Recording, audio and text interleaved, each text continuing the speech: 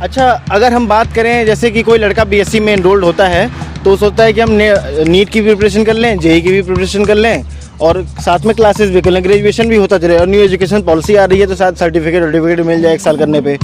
तो आप उनको क्या बोलना चाहेंगे, क्या यहाँ पे समय मिलता है नीट की प्रिपरेशन करने, जेई की? हम लोग में एक्स्ट्रा क्लासेस लिए जाते हैं, हम लोग को टीचर्स एक्स्ट्रा क्लासेस ले रहे हैं, सुबह बुला ले रहे हैं 9 से 10, मतलब हम लोग का टाइम शेड्यूल तो जो है वो चल ही रहा है, एक्स्ट्रा क्लासेस चल रहे हैं। हम इंडिया के इकोनॉमी में या फिर इंफॉर्मेशन देने के तौर पे या फिर कुछ रिसर्च करना, खोज करना, नई चीज़ों का निर्माण करना, जियोलॉजी कैसे हेल्प करता है इंडिया का? एक्चुअली पूरे वर्ल्ड की अगर बात करें जियोलॉजी। आदित्य कुमार, कहाँ से आदित्य आप? वाराणसी है। वाराणसी से हैं? हाँ। लोकल हॉस्टल जा रहे हैं? हॉस्टल? हाँ, मतलब लोकल है, फिर जो मेरा नेटिव प्लेस है वो बिहार में है, लेकिन मैं रहता यहीं पे हूँ। रहते यहीं पे हैं। दरअसल बात यह है कि अभी चौराहे से गुजर रहे थे भाई लोग तो जियोलॉजी के थे और जियोलॉजी पे रिक्वेस्ट आया था ना, तो माफ़ करना अगर खाना खाने जा रहे थे डिस्टर्ब कर दिया मैंने। क्या नाम है भाई आपका? रितेश सैनी। रितेश सैनी। आप लोग बीएससी के कोर्स में इनरोल्ड हैं? हाँ, बीएससी ये जो जियोलॉजी मिलता है तो जियोलॉजी मैथ के एग्जाम में मिलता है कि बायोलॉजी के, बीएससी बायोलॉजी वाला एग्जाम? मैथ और बीएससी बायोलॉजी दोनों ही पेपर देंगे, आपको ऑनर्स मिलेगा। अगर मैथ से दे रहे हो तो आपको बायोलॉजी के साथ नहीं रहेगा, मतलब ये कॉम्बिनेशन में रहेगा, जैसे आपका जीजीसी के साथ रहेगा। और अगर मैथ से दे रहे हैं तो आपका पीएमजी रहेगा।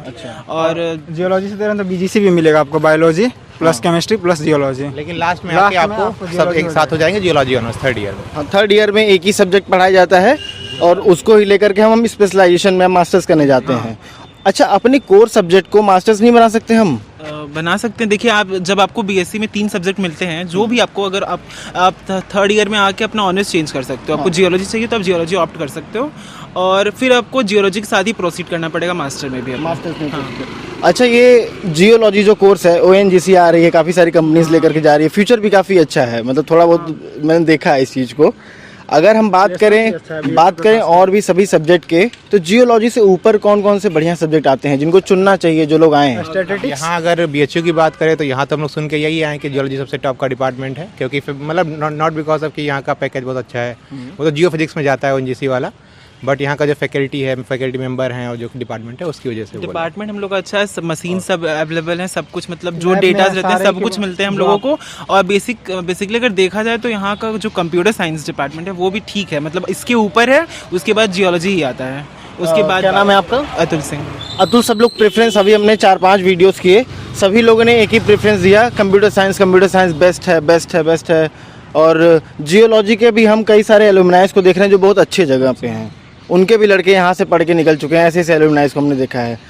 प्रैक्टिकल करवाते हैं बढ़िया, पूरा प्रैक्टिकल सब्जेक्ट है ये। यहाँ पे केवल मतलब जो हम लोग थियरी पढ़ेंगे उससे ज़्यादा हम प्रैक्टिकल करते हैं। हमारे हफ्ते में 4 क्लासेस होते हैं, उससे ज़्यादा हम लोग के प्रैक्टिकल क्लासेस होते हैं। हाँ, क्लासेस हम लोग 9 घंटे क्लासेस। अच्छा, अगर हम बात करें जैसे कि कोई लड़का बीएससी में एनरोल्ड होता है तो सोचता है कि हम नीट की भी प्रिपरेशन कर लें, जेई की भी प्रिपरेशन कर लें और साथ में क्लासेस भी कर लें, ग्रेजुएशन भी होता चले और न्यू एजुकेशन पॉलिसी आ रही है तो शायद सर्टिफिकेट मिल जाए 1 साल करने पे। तो आप उनको क्या बोलना चाहेंगे, क्या यहाँ पे समय मिलता है नीट की प्रिपरेशन करने, जेई की? नहीं, समय तो नहीं मिला, क्योंकि अगर आप जियोलॉजी को समझना चाहते हो तो आपको थियरी प्रैक्टिकल दोनों करना पड़ेगा। नहीं, देखिए, अगर आप जियोलॉजी में ही आगे फ्यूचर बनाना चाहते हैं तो फिर आपके पास टाइम नहीं है। लेकिन अगर आप, हाँ, आपने 12th में दिया जेई और नहीं हुआ आपका, लेकिन फिर भी कुछ कमी की वजह से नहीं हुआ और आप चाहते हैं कि रिस्क, मतलब हम इसमें एक चांस लें फिर से, तो आप कर सकते हैं तैयारी। ऐसा कोई, मैथ वही रहता है, फिजिक्स भी वही रहता है आपका जो बीएससी में और जो 12th में पढ़ा है, काफ़ी सिमिलर हो जाता है, तो फिर कर सकते हैं एक बार। लोगों को कहना है कि फर्स्ट ईयर का जो सिलेबस होता है वो कंपटीशन में काम आता है। हाँ। सही में काम आता है भाई फर्स्ट ईयर का सिलेबस? काम तो आता है बिल्कुल। क्या नाम है? अनुराग। अतुल, जियोलॉजी सही है सब। जियोलॉजी से, सब लोग जियोलॉजी से हैं। एक बात बताइएगा कि जियोलॉजी पढ़ने के लिए यहाँ से बेस्ट कोई कॉलेज है इंडिया में कि जहाँ हम जाना चाहें?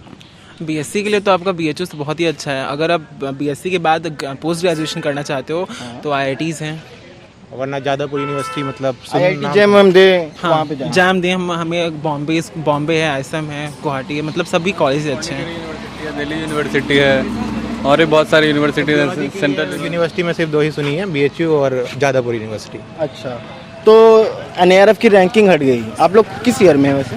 हम लोग थर्ड ईयर में है, तो थोड़ा सा एनएआरएफ 3rd रैंक पे था, 6th रैंक पे चला गया।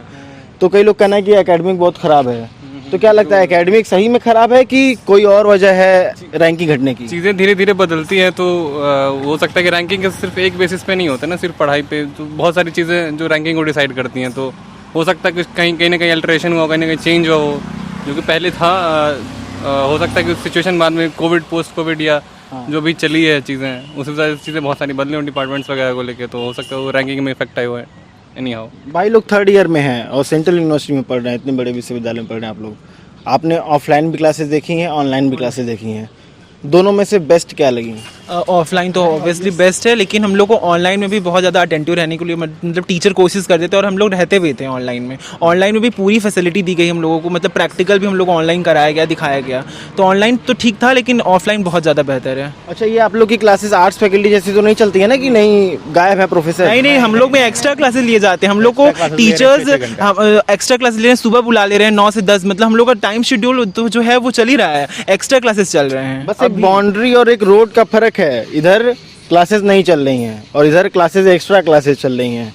सही बात, झूठ तो नहीं बोलेंगे? नहीं, हम लोग अभी एक्स्ट्रा क्लास ही करके आ रहे हैं। हाँ, 2 ही बजे हमारी क्लास खत्म हो जाती है, लेकिन मॉर्निंग में भी एक्स्ट्रा क्लास है 9 से 10, बट सर स्वीडन चले गए हैं तो अभी और भी वो भी क्लासेस अभी कल से अरेंज हो जाएंगी। कल से हॉस्टल कौन सा मिलता है जियोलॉजी में? वैसे 3rd ईयर में तो ब्रोचा मिलता है, 1st ईयर में रामकृष्ण मिलता है। रामकृष्ण बहुत ज्यादा कॉम्पैक्ट और छोटा सा हॉस्टल। हाँ, वो थोड़ा कॉम्पैक्ट है, पहले जो है IIT के लिए गर्ल्स के लिए बनाया गया था, बाद में हाँ, उस हॉस्टल को एकदम पूरा सिक्योर, हर जगह से कहीं से भागने का निकलने का जगह नहीं है, पूरा एकदम पहरेदार बनाया गया उस हॉस्टल को। पता नहीं लड़कियां इतने पहरे में रहनी चाहिए? अब रहना चाहिए या नहीं, क्योंकि सिक्योरिटी बनाया गया पर्पस से भी बनाया गया है, तो इसलिए वो ठीक है। अच्छा, चलिए, तो कुछ और बताना चाहिए क्या? आप लोग अपने पेरेंट्स से क्या बोलना चाहेंगे कि यहाँ पे आकर खुश हैं, बढ़िया एकदम? कोई दिक्कत आ रही है यहाँ पे? रैगिंग वैगिंग लोग बोलते हैं कि रैगिंग तो कुछ भी नहीं है, लेकिन जब पहला स्टार्टिंग में आया तो कुछ दिन खराब लगा, बट अब मस्त है एकदम सब। खराब लगा? और लोग यहाँ के सीनियर रैगिंग की जगह पे सजेशन देते हैं कि आप कैसे तैयारी करना है, क्या आगे किया जाता है, पूरा अच्छे से गाइड किया जाता है कि किस तरीके से हम एग्जाम के लिए प्रिपेयर करें, क्या सिलेबस हमें पढ़ना है, क्या बुक प्रेफर करना है। हमारे सीनियर्स यहाँ के बहुत ही ज़्यादा हेल्पफुल थे। और सीनियर से आता है UPSC कोई क्रैक किया क्या अभी तक ऐसा कुछ? हाँ, जियोलॉजी डिपार्टमेंट से बहुत सारे ऐसे हमने देखा है कि शायद 6 या 7 बच्चे GSI क्वालिफाइड किए थे। GSI qualified? सिविल सर्विसेज नहीं है, मतलब GSI geological survey of India का एग्जाम है, रैंक का जॉब वो भी है जियो साइंटिस्ट का। आप लोगों ने कभी डिप्लोमा करना चाहा फॉरेन लैंग्वेज से, आर्ट्स फैकल्टी से? नहीं, एक्चुअली ऑनलाइन हम लोग का यहाँ पे हुआ, तो उतना इन्फॉर्मेशन भी नहीं था 1st ईयर में, और जब 3rd ईयर आया तो पता चला कि 1st ईयर में एनरोल होते हैं डिप्लोमा के लिए, तो इन्फॉर्मेशन नहीं था, तो इसलिए नहीं हम लोग ऑप्ट किया। अच्छा, ये जियोलॉजी का स्कोप क्या है? लास्ट बात करेंगे प्लेसमेंट। अगर मान लीजिए कि हम पढ़ते हैं, MSc भी कर लेते हैं, तो हमें प्लेसमेंट कहाँ मिल जाती है और कितना पैकेज लगभग मिल जाता है? अरे भैया, रियलिटी तो यही है कि मतलब अगर 50 बच्चे हैं तो 4 ही 5 का होगा। अपने भी अच्छे की जियोलॉजी की बात कर रहा हूँ, जो 7 का 8 का वेदांता ले जाती है सबको, लेकिन जियो फिजिक्स डिपार्टमेंट में भी कम हो रहा है इस बार, लेकिन पैकेज उनका काफ़ी ज़्यादा है। जैसे पिछली बार कुछ 23 लाख का आसपास हुआ था, और वेदांता जो आती है वो 7-8 लाख रुपए देती है। 23 लाख पर एनम? हाँ, ऐसा कुछ हुआ था, 20 साढ़े 20 था या 23 था, ऐसा था। मतलब ये प्लेसमेंट एक्सेप्शन हो जाता है क्लासेस में ना, कि 2-4 लोगों को मिल गया।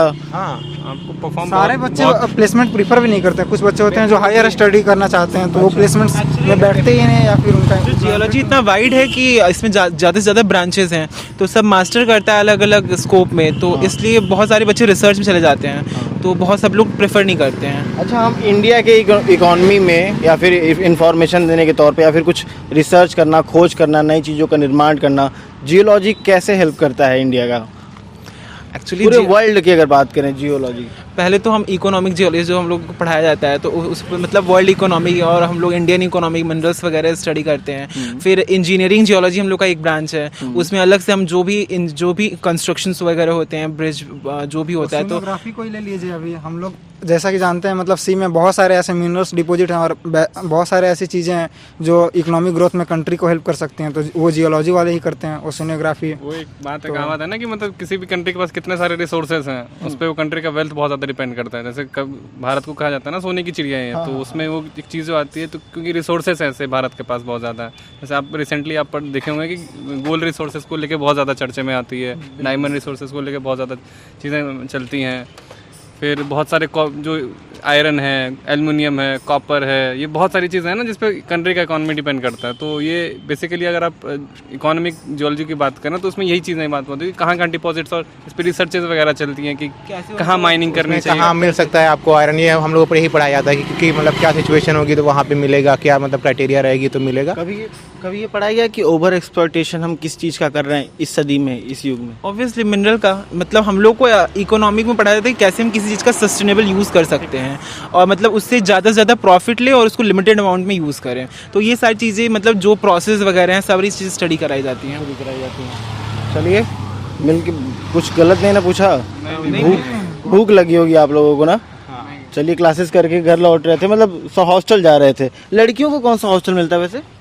इतना आइडिया तो है नहीं, कुंदन देवी शायद होता है। कुंदन देवी या गार्गी का उसको आइडिया ज़्यादा है इससे पूछते। ठीक है, मतलब एक छोटा सा इन्फॉर्मेशन चाहिए होता है। लड़कियां पूछती हैं कौन सा हॉस्टल मिलता है तो वो जाकर के वो ब्लॉग देख सकें, कोई भी अपलोड कर देता है यूट्यूब पे। आजकल तो लोग कुछ भी अपलोड करते हैं, सारी इन्फॉर्मेशन जाएंगे तो केडीसी है सामने। मतलब ये फैकल्टी इनकी सामने है और यहाँ अच्छा फैकल्टी आपके इंस्टीट्यूट ऑफ साइंस से और हॉस्टल जाने का मतलब कितना दूरी है? 7 मिनट 5 मिनट 5 मिनट ज़्यादा ज़्यादा, मतलब आराम से पैदल जा सकते हैं। हाँ बस ब्रोचा इधर ही सामने ब्रोचा है और इधर हमारा फैकल्टी है। चलिए अच्छा ये बताइए, सेमेस्टर आप लोग 3rd ईयर में है, सेमेस्टर वाइज चलता है ना यहाँ बीएचयू में सिस्टम? हाँ सेमेस्टर सिस्टम चलता है। और एक सेमेस्टर की, एक ईयर की कितनी फीस होती है? लगभग 3000 के अराउंड। 3000 के अराउंड। अच्छा एक बात बताइए, अगर हमने बीएससी 3000 फीस नहीं होता, जैसे हमारे एक सेमेस्टर में 2000 रुपए लग रहे हैं तो वो दूसरे सेमेस्टर में 300 या 400 फीस लगेगा केवल। हाँ एक ईयर का 3000 अराउंड, एक ईयर का। अच्छा पे जो जिनका दो सीट्स होती हैं, एक रेगुलर होती हैं और एक पेड होती हैं। तो जो रेगुलर सीट्स हैं उनमें पर एनम ऑलमोस्ट 3000 का अप्रॉक्स लगती है। और ये जो एमएससी होता है, एमएससी में सिर्फ हम प्लेन एमएससी जियोलॉजी कर सकते हैं कि एमएससी कुछ और भी होता है जियोलॉजी? यहाँ पे ये था कि पहले तक आई थिंक 2018 तक यहाँ पे एमएससी टेक होता था जो कि 3 साल का रहता था। तो 2 साल मतलब वो थ्योरी पढ़ाई जाती थी और लास्ट ईयर एप्लीकेशन रहता था पूरा। अच्छा। बट अब इधर क्या हुआ रिसेंटली कि एमएससी टेक हट गया, अब एमएससी जियोलॉजी रहता है। और कोई कोर्स नहीं है एक्स्ट्रा ना? नहीं, ये जियो एमएससी का जियो फिजिक्स है, बहुत से हैं, बट मैं ये एमएससी जियो फिजिक्स और जियोलॉजी डिपार्टमेंट एक ही में है, दोनों एक ही बिल्डिंग में है। मास्टर्स कोर्स 2 ही है कि अलग और भी हैं, ब्रांचेस बढ़ गए हैं? ओशिनोग्राफी है, रिमोट सेंसिंग है, बहुत सारा ब्रांच है। बहुत सारा। हाँ एमएससी करने के लिए जियोलॉजी पूरा डिवाइड है, बहुत सारे ब्रांचेस। स्पेशलाइजेशन मिलता है और अलग अलग लोगों को अलग अलग चीजें मिल जाती हैं जो चाहिए उनको। इंडेक्स और रैंक के हिसाब से मिलता होगा कि अपने से मिल जाता है? नहीं, जैसे आपको जियो फिजिक्स लेना है ना तो उसके लिए आप जियोलॉजी का इतना इंपॉर्टेंस है नहीं। उसके एंट्रेंस एग्जाम में आपको मैथ का क्वेश्चन आएगा और फिजिक्स का क्वेश्चन आएगा। तो ये एंट्रेंस एग्जाम जो हमने अभी रिव्यू किया बीएससी जियोलॉजी का, जिसका बीएससी बायोलॉजी और बीएससी मैथमेटिक्स के थ्रू एंट्रेंस एग्जाम के थ्रू चयन होता है, CUET के थ्रू अब कर दिया गया है। जाइए CUET अप्लाई करिए, NTA का पेपर दीजिए। यहाँ पे ही बहुत बहुत धन्यवाद यार बात करने के लिए, हाथ जोड़ के। चलिए सब्सक्राइब करिएगा जो नहीं किया होगा, ठीक है? Channel the student life. Okay, the student life. आप भी सब्सक्राइब इन लोगों को भी करना चाहिए ना, सही काम कर रहे हैं। हाँ एकदम आप सही काम कर रहे हैं, नॉलेज दे रहे हैं, यूनिवर्सिटी के बारे में बता रहे हैं, वहाँ बैठे वो देख रहे हैं आराम से, क्या दिक्कत है? कर दीजिए सब। धन्यवाद। खाना खाइए पेट भर के, एकदम पेट भर के 50 रुपये खाना, 50 रुपये में पेट भर के खाना। और बार बार ये चीज़ आपको दिखाते आए हैं, देखिए। मिलेगा हिमांशु मिश्रा एक नए वीडियो में नए अंदाज से। तब तक के लिए जय हिंद, जय भारत। हेलो भाई, CS से हैं क्या आप लोग? कंप्यूटर साइंस, जियोलॉजी यार सुनेंगे नहीं? से बात कर लेते हैं यार, कुछ जियोलॉजी के बारे में नहीं बताएंगे, इतना भी जान नहीं है। चलिए आप हॉस्टल में चलिए, आप आइए सोचा में। हाँ चलिए हाँ एक तरफ हो जाना अभिषेक। अभी होगा अपन का इंटरव्यू। जियोलॉजी, आप लोग सभी लोग जियोलॉजी से हैं क्या? आप सब इसको छोड़ के नोट कर लीजिए। अरे यार आने वाला टॉप रैंक। मैं सोच रहा था, हमारे पास काफ़ी रिक्वेस्ट हैं जियोलॉजी को लेकर के, तो अगर हम लोग 5 मिनट अगर जियोलॉजी पे बात कर लेते तो शायद एक काम लोगों का रिक्वेस्ट पूरा हो जाता। स्टूडेंट करके कुछ तो यार मदद कर दीजिए, बस 5 मिनट मैं आपका लूँगा, ज़्यादा नहीं लूँगा। BSc आप लोग का? ये लड़का सही लग रहा है, देखिए हम तो नहाए थे भी नहीं आए। अरे आइए सब, थोड़ा सा बस 5 मिनट मुझे दीजिए।